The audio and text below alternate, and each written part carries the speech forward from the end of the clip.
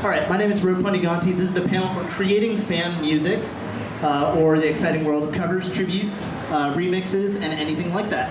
So I'm going to be talking for the next little while about it. I obviously have a guitar, so I'm going to try to play a little bit, maybe kind of show what I'm talking about, and hopefully by the end of this, you'll all be excited in the world of YouTubing, remixing, anything like that.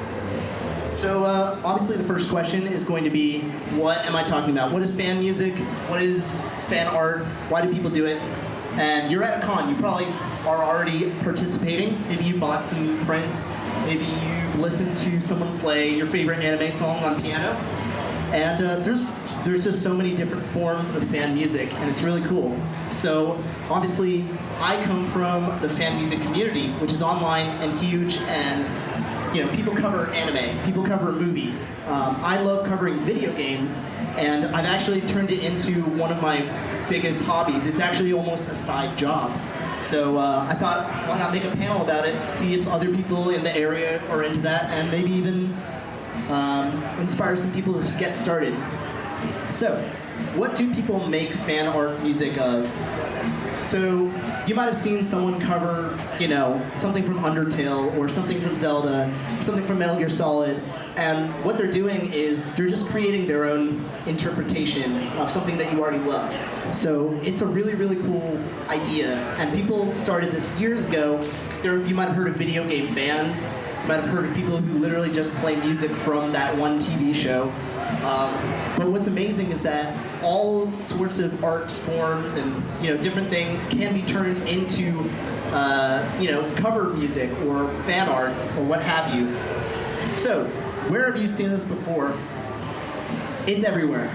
It is everywhere. You've seen people playing music at E3 conferences. You've seen it on TV before. You've seen commercials where people are playing, famous theme songs on different unconventional instruments.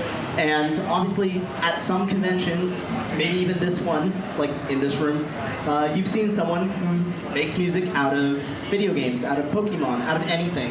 But online is where you can find all of it. You can find YouTubers like myself. You can find people playing on Twitch. A friend of mine, if you've ever heard of the 8-Bit Drummer, he literally makes a living playing drums to nerdy music, and it's awesome. And there's tons of that's awesome. Yeah, I'll tell Jerry to send me. But that's what's amazing about it. And this is not just the only convention where this happens. I go to a convention every year called MagFest in National Harbor, and that's all we do. Video game music, anime music. And you've seen it everywhere else too, I'm sure. Social media, it's coming into movies. Even companies have started sharing it too. Now, I was gonna play a video, but because I'm using a laptop that doesn't like me, I can't quite show you. So these are just a few of my friends and my favorite videos, thumbnails, that showcase fan music. And the spread is amazing. There are people of all sorts of walks of life, all sorts of backgrounds. There's people in California, there's people in Australia, and there are, Sonic music, Undertale, Zelda. If you're obsessed with it, if you can geek out about it, Walking Dead even, Game of Thrones, it's all up for grabs. And that's what's amazing about it. So this is just 6 people, but I've gotten to work with probably close to 200 or 300 people in the last 8 years on this. Humble brag. So, why should you care? Why haven't you left yet? Your seat's comfy, hopefully. But I think it's a fun way to homage your favorite series. If you just can't stop thinking about it, and you start making art out of it, it becomes this really cool, productive, means of, expressing yourself. And it also has helped me meet some of my closest friends. It's helped me meet people I may not have ever gotten to talk to, and you get so many great connections.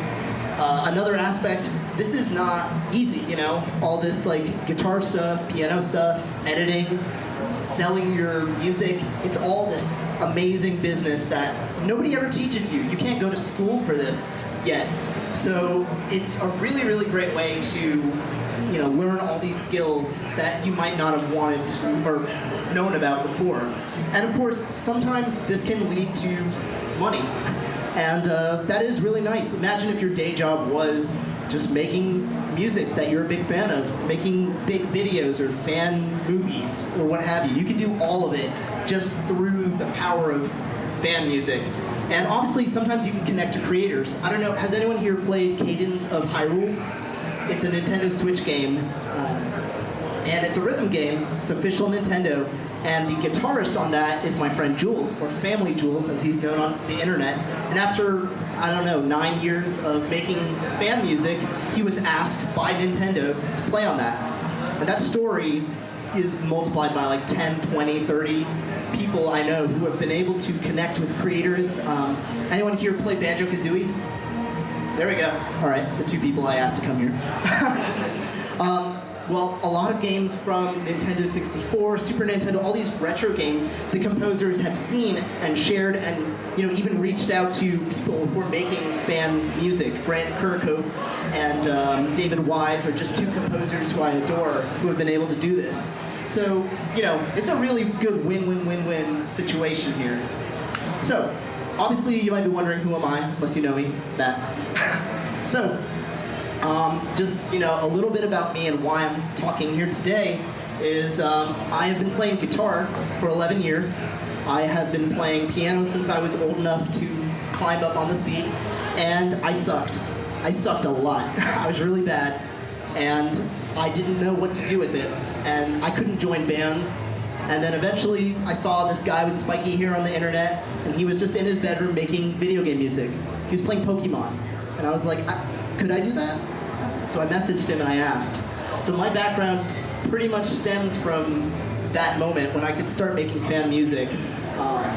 Obviously, since that day, I've become a little bit more of a videographer. I own a camera, and I've been learning Adobe After Effects, Premiere. Any of you have heard of those? I've gotten to work with people. We've even been able to manage a charity program called the Multiplayer Charity, if you've ever heard of it, which would be a big long shot. But we were able to make video game music that pays for people in the hospital. It's raised money for cleaner water. We've been able to stand up for all sorts of amazing causes using the nerdiest thing you can imagine. People on the internet playing video game music. And, anime music and all sorts of things. I also work in IT. It's not a big deal. But I've spent a lot of the time making Zelda covers. I have actually my Zelda albums here, just a little plug. And obviously my favorite music has been, classic rock. I love progressive rock, metal. I've learned to play jazz. I've done bluegrass and country. Anything on the internet can be manipulated. So, if you want to hear Zelda done acoustic, it's been done acoustic. If you want to see someone play it on accordion, someone's doing it on accordion as a living. There's all sorts of really cool manipulations that I've been able to be a part of through all this fan music. So, choose your fighter. I've been talking a lot about fan music, but the world of fan music, the world of YouTube music, VGM, all of this, it's not just a bunch of people playing guitars. It's not. It's actually a lot of people who are amazing at artwork, people who are designing websites, creating videos, editors. Some people are full-time just editing other people's music. And it's incredible because from there you post it on YouTube, you have people start watching it, and all of a sudden, you're internet famous. So, consider no matter what you do, if you love video games, you enjoy the music, you can be a part of this community no matter what you do. So, assuming maybe some of you play an instrument. All right, show of hands, does anyone not play an instrument but might want to learn? All right, we got 2 people to work on. So, how do you get started with this? So, I'm gonna tell you first and up front, it is a little harder than it looks, but it's also easier than it looks. All you have to do is want it and then ask someone for help, because this is one of the best communities I've known. And people are always trying to help. We are always making tutorials, because we all know how hard it is to pick up a guitar and just I'll play proper guitar at the end of the panel, I promise. But it's hard. It's hard to play music. So, there's always people who are going to guide you. You have to ask, do you want to make it big on YouTube? Do you want to be the next Lindsey Sterling or the next E-Rock, or I might be saying names that no one's heard of, but very large channels or very successful people. And these are all people, just like you and me, who started one day by picking it up and saying, hey, what if I did this? So consider your goal, and that way you might have a better idea. Oh, I want to, do this. I want to make a Kirby song but I'll play it on, classes or whatever. You can do all sorts of things within this. Just think about what it is you enjoy. Now, of course, there's also people who are in it for their craft. Some people I know are masters in music, and they're, university level, and they're using fan music to practice. They'll take, Ganondorf's battle from Ocarina of Time, and they'll start writing down all the music theory stuff that I can't tell you because I didn't go to college for music. Shocker. But hey, it's also just really, really, really fun. And the highlight of, getting to do this for me is getting to play music I love with people that I tolerate and my friends. So consider what you want to do. Get a piece of paper. It's one of those things that comes from trees, or you can use Google Notes or whatever.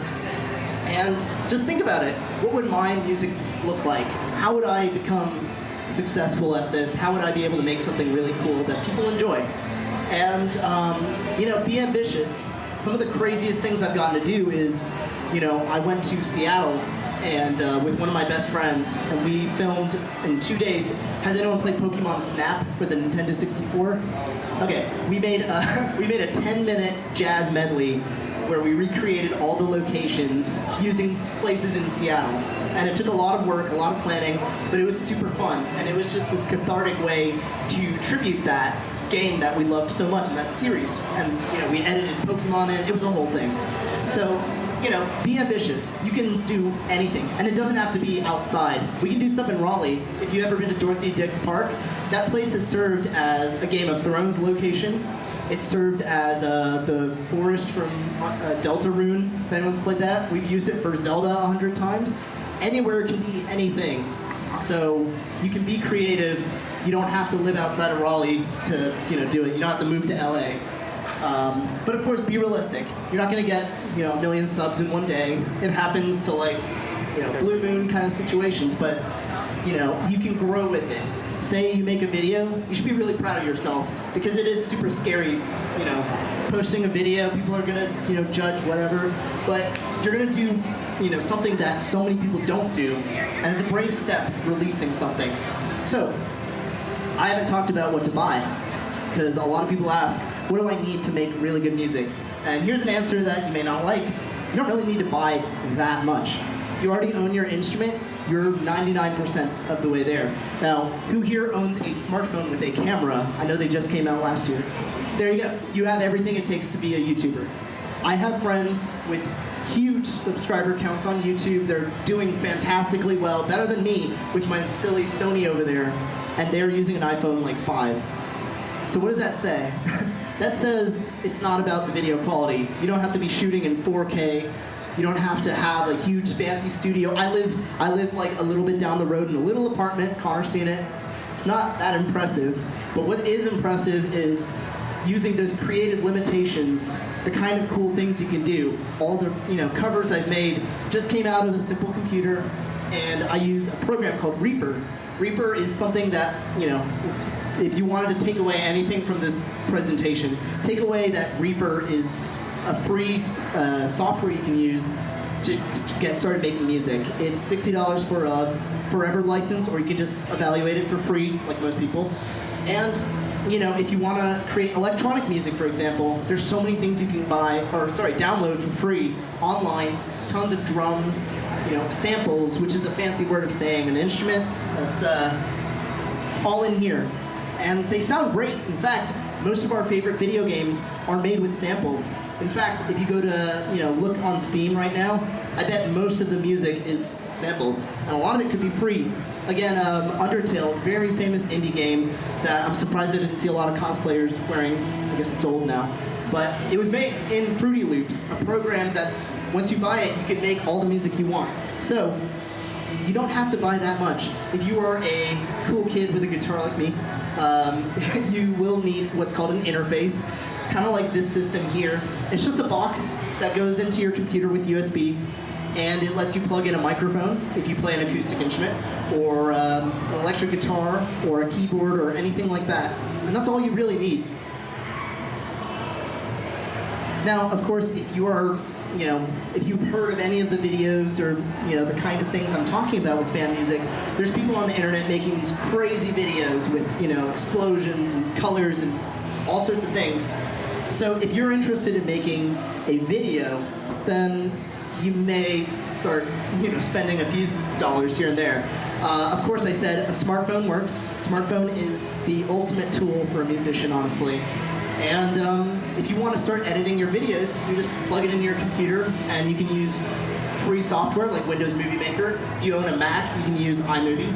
I personally use Adobe Premiere because it's pretty, it has the big letters and stuff, and there's a lot of built-in features I like. But if you don't want to pay, $50 a month or something for Adobe, you can use DaVinci Resolve, Hitman Film. All of these things are fantastic. They're good enough, and they've been used by professionals. The other thing I could suggest, of course, is film near a window. Don't film in a dark room. just like a little videography tip. So you can go to Home Depot, and you can buy little bulbs. They're like LEDs. They're super bright. You just buy one for $10, and you can make all the videos in your room that you need. Or you can film outside. Filming outside is beautiful, especially when it's like 1,000 degrees outside, but at least your video will look cool, and you might be dying of heat exhaustion. So, how do you make a fan cover? How do you make an anime cover, a Zelda cover? I like calling it the 4-step process. So we've got arranging. It's where you sit down at work. Instead of working, you start doodling ideas. What if I made a cover of, the Banjo-Kazooie theme, but I used only kazoos? And it starts from there. And then you start thinking, okay, let me write it down. So some of you, does anyone here have any music theory experience, any at all? Learned an instrument? Okay, it's a couple. So-so. I would put myself in so-so, honestly. So you might write down chords. You might actually take sheet music out. Or maybe you'll just do it by ear, which is what I usually do because I'm not a very good musician in that sense. So that's what I call arranging. And you can do 2 types, or rather 2 camps, as we call it. There are the faithful covers.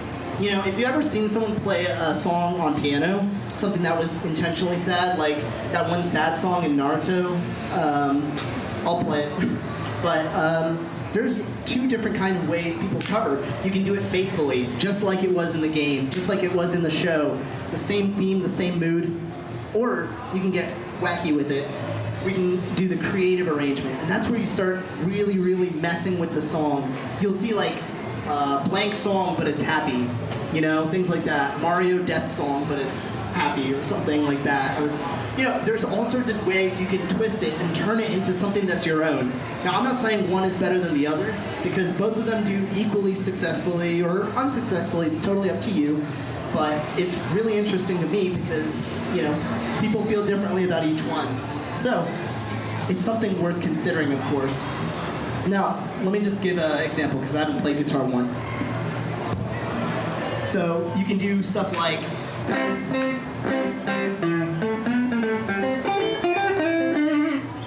So, obviously, this is kind of like how it was in the game, but you can do all sorts of stuff.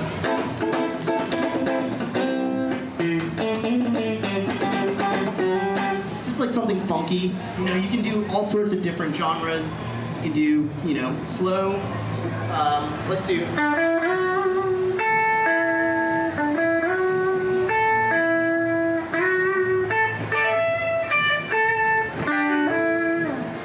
So, I don't know if anyone knew that one. That's Zelda's Lullaby from the Zelda series. So, you can change the tempo or the speed of these songs and completely change the feel of it, and maybe you can make a story out of that. Instead of having your video all bright and sunny and chipper, you can be sad. You can make it all blue. You can cover your windows up, and you can do anything you want, and people have been successful making fan remixes because they go wacky, because they do something that someone hasn't thought of yet. In fact, most of my very few successes on YouTube are all thanks to being right time, right place, and doing something someone else has not done. Now, you might have seen movies like Spinal Tap or whatever, and people are sitting in a studio and they're all doing that. This is what you can be doing at home in your sweats. So literally recording is where you'll sit down, you'll take your sheet music, you'll know what you're gonna play, And make sure you're doing it in a quiet space. So, you gotta tell your cat to quiet down or whatever. And you're gonna you'll hear the metronome. That's what helps us keep time in playing music. And you just record. And what we do is basically we want to make sure we're playing really well, we're getting our best takes. Whenever you're doing singing covers, for example, I've seen a lot of people doing like Steven Universe singing, that's a big one. And all these things are really cool, but you have to, all you have to do is, find a nice quiet corner. A lot of people record in their closets actually, because your clothes will absorb the sound. That's what I do.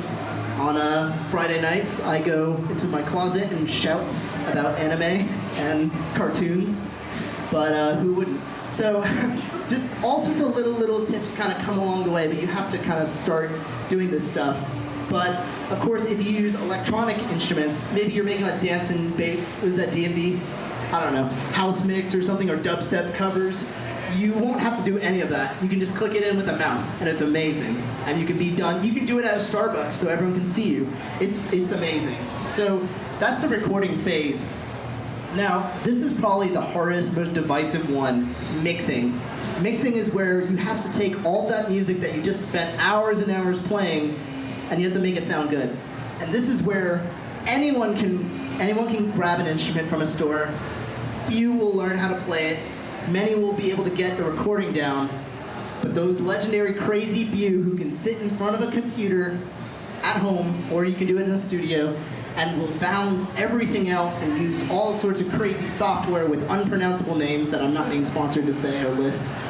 Those are called mixers, producers, and they have a very, very difficult job. So, my quickest tips for a panel that, is mix your music at a low volume. You can sit down. I highly recommend picking up some headphones that are called flat response headphones. So, who here has ever listened to Beats headphones or Bose headphones? They're really, really good sounding. But what they do is they're actually coloring the sound. So, normally if you use Bose headphones or something, everything comes out nice and bassy.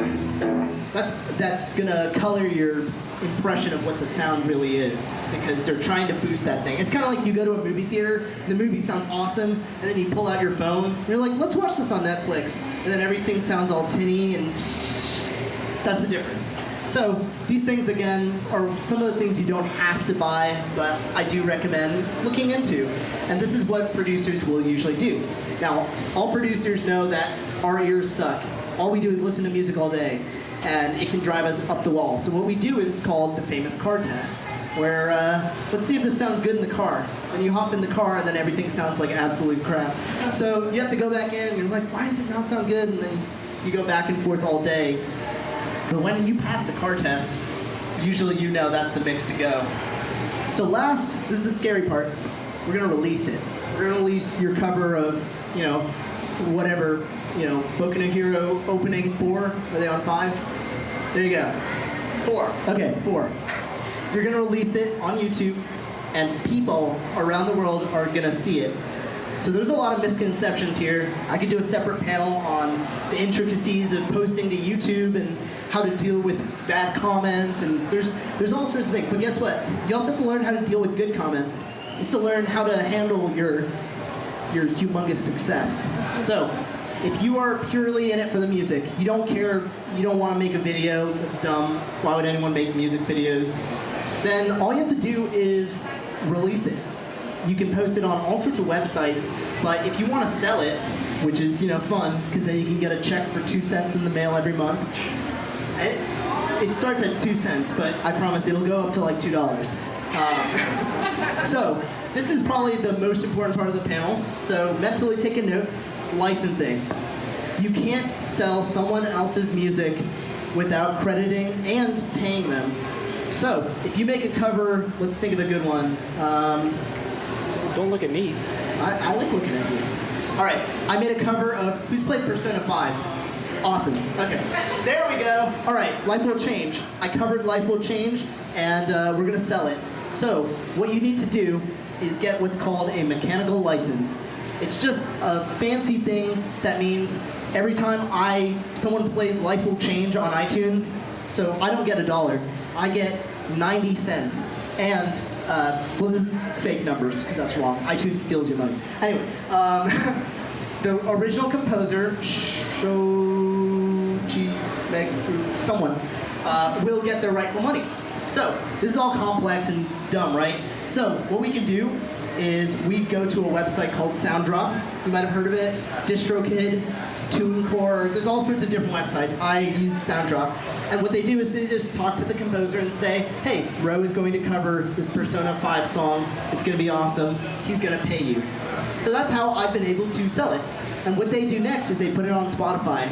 They've put people's music on Spotify, iTunes. If you pull up Spotify right now and type in video game music, all of that stuff is legal, hopefully, if they did these steps. And what's great is that artist gets money, the original people get money, and no one's breaking the law, because you do not want to break the law.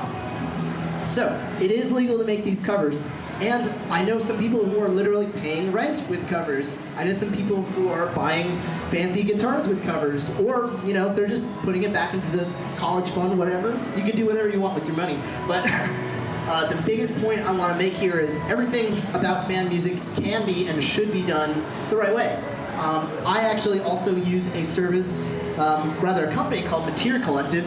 So, you might have seen someone do like a fan remix album and post it on Bandcamp, you know, charge 10 bucks, whatever.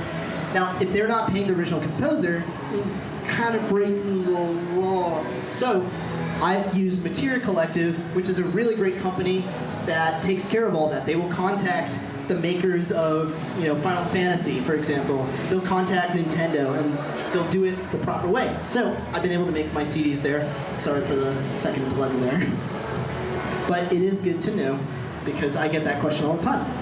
And speaking of questions, obviously, I want to leave 15 minutes to either play some guitar. If you have any nerdy requests, I can try my best. Or I can talk to you about YouTube, about growing, or anything like that. So if anyone has any questions about fan music, please fire away.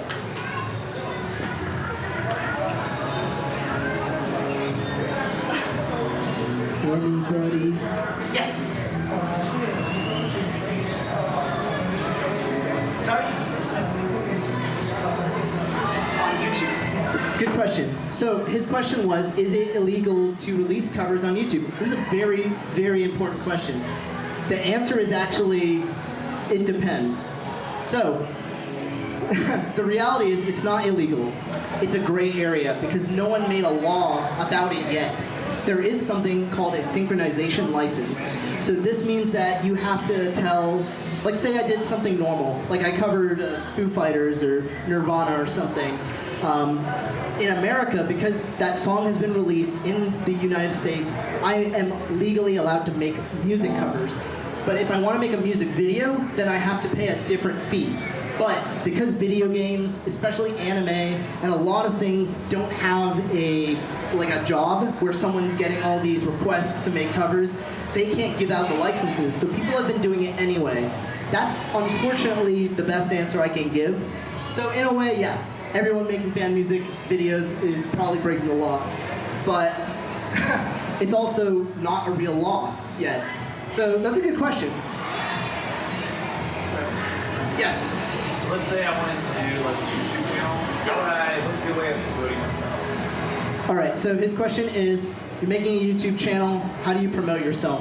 So, the first step I think is, you know, really think about who you are going to be, you know, and portraying yourself to which community. You know, are you going to be the anime guy? Or are you going to be like the metal guy? Or, you know, and you don't have to box yourself like that. But when you consider what kind of music you're going to do and what kind of, you know, channel you're going to create, you're going to know better where to market. I would suggest, of course, hit the ground running. Try to make the best quality product you can first. You know, use all the help you can get from other people, and then, you know, post it on YouTube. There's something called tags, which you might have seen on YouTube, where when you upload a video, you type in a bunch of words that might relate to your video and might not. And every time I search for those words, those tags, your video gets closer to me. So if you made a video called like Lord of the Rings on piano, you know, and you type in Lord of the Rings as your tag, then the next time everyone searches for Lord of the Rings, your video might